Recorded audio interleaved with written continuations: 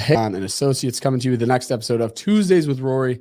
I have a special guest in the studio. This is Davontae Reed. He is a family man, brother in Christ, Yes, a client. yes. I'll say a friend again. We share a birthday. Yeah. There's a lot of really cool things, but I won't do the introduction. I'll let you do that, my friend. Tell us a little bit who you are, what you're all about, and we'll kind of go from there. Well, again, my name is Davontae Reed. I am the youth leader at Life Church in Detroit, Michigan. I am a CDLA truck driver. I own a lawn care company. I also am a podcast host, like my brother Rory here. And again, I'm a friend of Rory's. How about that? I was a client of his, and we met, and I believe it was a godsend. And I'm telling you, it was just like, it's almost like we connected from right then and there, man. It was a good deal. For sure. No, I always remember the house that we first met at. Mm-hmm. You were somebody at the time. I was working through Zillow, so I was getting within our world. You're able to like pay for leads to come through certain sources and things like that. And so I was like, I'm new in the business. Let me try out the Zillow thing. Sign up for leads in one zip code, which was not the zip code that you ended up buying a house in, right? Which is just funny. Show up, show you guys the house.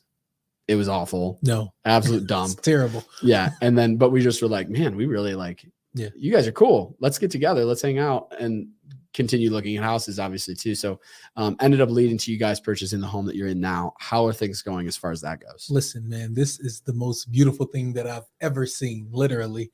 I grew up in Detroit, and it's not all bad, but it's definitely not where I am right now, man. I'm really grateful for meeting you. The house again that we were looking at was definitely not what we wanted. It had a well in the front yard. So yeah, literally. It had a well in the front yard. And the house that we're in now, it's just awesome. 4-bedroom brick house, man. In-ground pool in the backyard, man. Yep. I'm grateful for you, man. I'm grateful. Well, I appreciate that. I can't give all the credit to myself, right? The reality is I can say this because you're sitting across the table from me. We both love Jesus, but like reality is he writes the story, and he puts us in a position where, you guys are right where you need to be as a family to raise your kids. And, it just is what it is. It's cool. Yeah. I remember, I think we may have looked at about 4 or 5 houses around that time. And one of the houses, first it was just me and my wife going, we would drop our daughter off. And one of the houses, I had my daughter on my arm the whole time. Yeah. And it was kind of far out. Wasn't too many people around, kind of what I want right now. Yeah. Yeah. But it wasn't too many people around. But my wife was like, nah, this isn't it. Got to the house that actually, I don't know if you remember, Rory. I told you we want to find this house on the street that I live on. And the house directly across the street was selling at the time. Yep. And you booked the viewing for the house directly across the street. Oh my gosh, I forgot about that. And then like we went over there. The guy was in the garage cleaning out the garage. Like, look, I'm a realtor. He wants this house. I booked the wrong house. Let us do a walkthrough here. And he set it up, man, and we got the walkthrough for the house that we're in now. And it was, again, wonderful, man. It was wonderful. And I believe that, like you said, Christ is the one who sets it up for us. And no, I couldn't agree more. So one of the cool things is, and this is the reason why I know we spoke about this. For those of you who don't know, we don't just jump on these microphones and then get after it. Like we there's a little bit of conversation that happens prior to, and there's a reason why having you guys on the podcast, or you specifically. Obviously, it would have been wonderful to have Clarice and the kids here, but somebody has to watch those. Somebody got to watch it. Yeah, that's right. That's right. Which moms out there, thank you so much for watching our children. Yeah, there we go. But no, having you on the podcast specifically was super important to me, just because it was. There's so many things when it comes to the purchase of a home that people just don't know about. Right. They ask questions about. Things are difficult. Things are hard. People are asking you for information about your mortgage. They're asking you for information about your, when it comes to the purchase of the real estate, it comes, the insurance side of things. Like there's so many things that happen in the time of a transaction that people just don't think about. And I specifically having you on because of your background and, some of the circumstances that led to us finding your home, right? Like what you mentioned before, but I just really wanted you to share your experience of being a first-time home buyer. And don't make this, obviously, I love it. I love that you come on here and like, yeah, without Rory, we wouldn't have our house like that. It's speaks volumes to me. Trust me. Like, I love that. It makes my heart sing. It's great. But I want you to like speaking to somebody out there who's like, I don't know. I don't understand. I'm having a difficult time just navigating Google to find out what my next step is. Right. Outside of just giving me a call, what was your experience? And you don't have to break down the step by step, but like, what were some of the things that you felt or that were going through you and Clarice's head when it came to the purchase that made things easier? Whether I alleviated it or, you know, you two talking at the end of the day after walking through houses that helped alleviate that. What did that look like? Because that's a huge part to purchasing a home. So first off, me and my wife Claire are both believers. We're Christians, and we were young at the time. And I think we got our house in 2018, 29 now. That was about what, 5 years ago. So Yeah. it's like 25 years old trying to buy a house. Just had a beautiful daughter. My wife and I both are young, you know, started our family a couple of years before that. And we had stayed in an apartment, and it's just like time to go. Let's see what our next step is. So our initial situation was just going on Zillow, like, let's look and see what we would like, you know, not necessarily actually trying to buy a house. Let's look on Zillow, see what we would like. So we're looking, find whatever we're looking for, and set up the meeting. You, of course, take us to the first house, and you like, look, again, not about you, but just my experience. Sure. You're like, look, this isn't the house for you guys. You straight up told us. We knew it within ourselves. We've never been in this process before. This isn't the house for you guys. Pray, see where God's going to have you guys go, and let's find out what you guys are working with as far as credit. Let's find out what you guys are working with as far as finances. Have you guys got approved? You know, questions like that we had no idea to even think about. So immediately we go on to like Rocket Mortgage and try to get approved for a loan, because we went looking for a house without even getting pre-approved. Like, sure. We're just looking for a house. Went through Rocket Mortgage. At that time, my credit was extremely low. I mean, like crazy low. I had a good paying job, but my credit wasn't quite there. You told me about a process called FHA. I don't really know all the good terms. It's a type of loan, yeah. Real estate. You told me about a process called the FHA loan, and how your credit doesn't have to be the 700 credit score or whatever. And then you gave me a plug. Can't remember the guy's name, but it was a mortgage broker. And this guy, he ran my credit based off of what I had in my account, at the time, what the money that I made, and how much I was trying to spend. So of course, looking online, you see what you want, right? You see, okay, I want a nice house. I want the white picket fence. I want this, that, and the other. Okay, that house is a little bit more than just $60,000. You know what I mean? Yeah. So you figure out what your range is.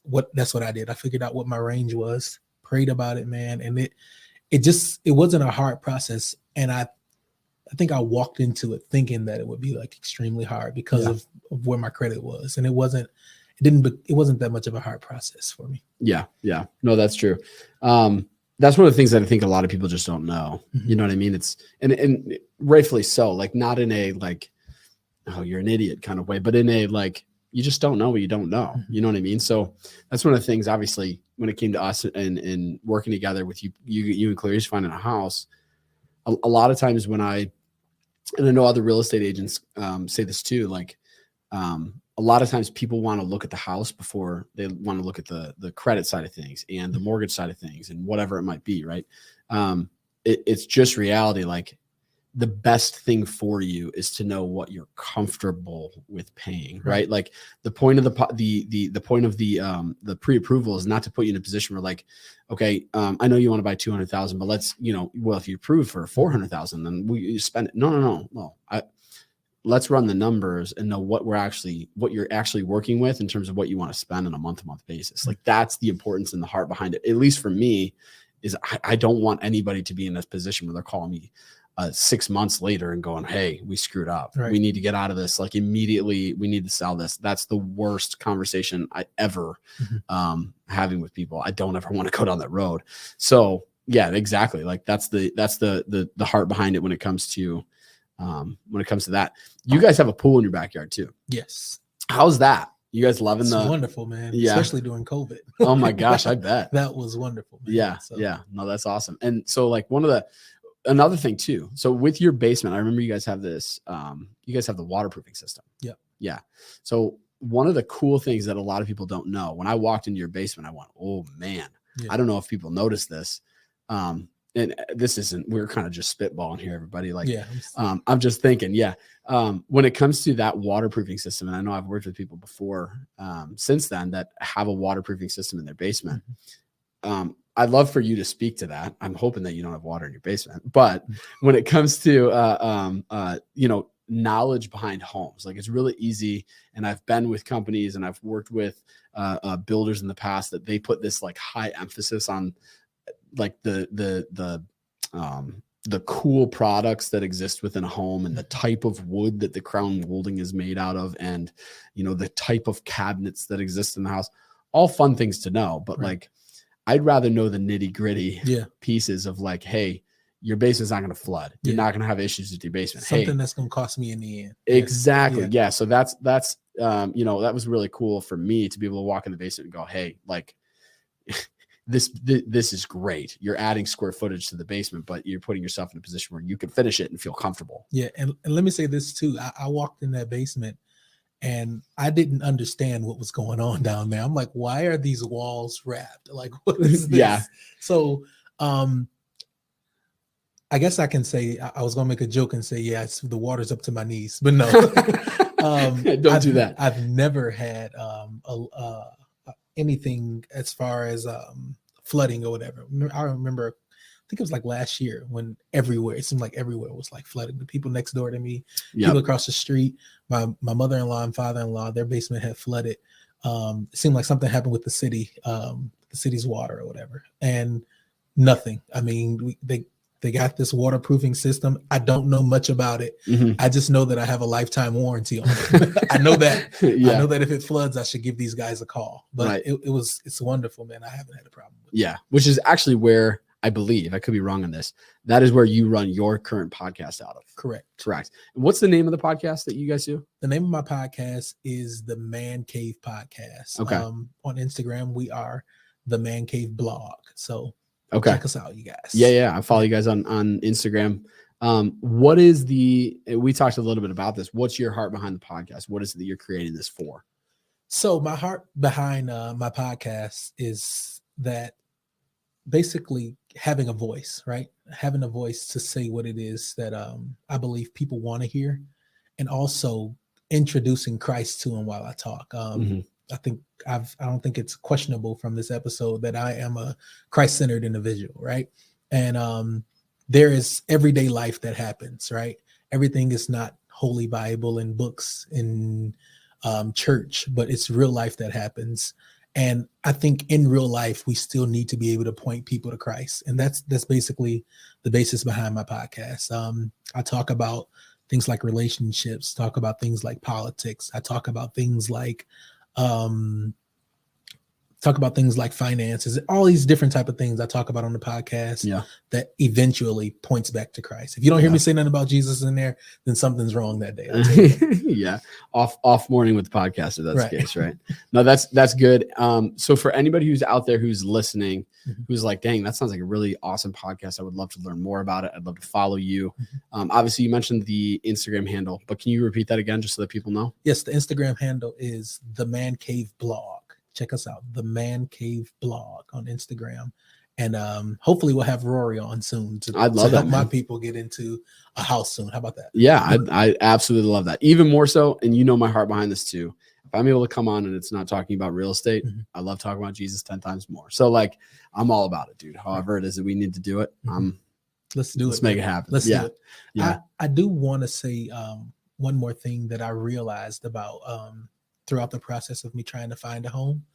I while looking for a house, I didn't realize how close, again, I was renting an apartment and my mortgage and my rent were not that far apart. Sure. So I got into a house fairly close to what I was paying for rent at the apartment. So Yeah. I just thought I'd throw that out there to somebody that's, possibly questioning whether or not they should. Yeah. No, I get that. I think that's an important thing for you to say. And the reason behind that is there's somebody out there who has the exact same payment as far as you do, like close to what you're paying right now. Difference being over the course of the last, you guys have been in there is it 3 years? Almost 4 years. Yeah, almost 4 years. Almost 4 years. They have not built any of the equity that you have built. You know what I mean? It's just reality. They haven't. And so if you and Clarice decide, you know what, hey, we're moving to Texas, or hey, we just need a bigger house, or we want a ranch, not a colonial, or you make that decision, reality is you now, although you've had the same payment and you might have had the home cost of, having to fix things, or, the door handle breaks or whatever, the window needs to be replaced, whatever that means. You've also put yourself in a position where you also have equity in it. Yeah. So you decide to leave, you can sell the house and you guys can be in a spot where, you've got a nice chunk to put on the next place. So it is certainly a blessing. However, it is not for everybody. It just is reality. Right. Some people need to just be able to pick up their stuff and move. Have at it. It's all good. But if you're out there and if you are like Davontae said, if you're out there and you just kind of want to have questions answered, happy to do that for you guys, as well as, similar to our conversation before, put you in contact with a solid lender who's really just going to point you in a direction as to what might be the best option as far as a loan goes. If purchasing a home is even an option or the better option, it might not be, and that's completely fine too. So, but yeah, man, I'm super thankful to have you on the podcast, and really excited to potentially partner a little bit more with the Man Cave podcast too. That'd be awesome. Yes, sir. But awesome. Do you have anything for anybody just before we wrap up? I mean, no holds barred, dude. We're both Jesus Hey, lovers. mama. No, I'm just No, I love it. Shout out to Clarice again, my wife, Claire. She's watching the kids. She's a great wife. Yeah. And we're doing this podcast on Valentine's Day too. We are. Yeah. We need to hurry up and get off this thing. Yeah. Thankful for you guys. Thanks for checking out today's episode of Tuesdays with Rory. We will catch you next time. Besides that, you all have a very blessed day. We'll see you.